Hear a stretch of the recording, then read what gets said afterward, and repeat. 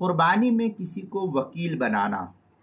چنانچہ قربانی میں وکیل اور نائب بنانا جائز اور درست ہے۔ جیسے معاملات میں جائز اور درست ہے وکیل بنانا، ایسے قربانی میں بھی بنانا جائز اور درست ہے۔ اگر ایک آدمی نے دوسرے آدمی کو قربانی کرنے کے لیے اپنی طرف سے وکیل بنا دیا، اس کو وکالت کا اختیار دیا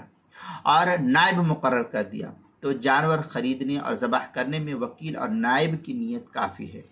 اور وکیل اور نائب اصل کی جانب سے قربانی دینے کی نیت سے جانور ذبح کر دے تو بھی یہ قربانی جائز اور درست ہو جائے گی، اس میں کوئی شک کی بات نہیں ہے۔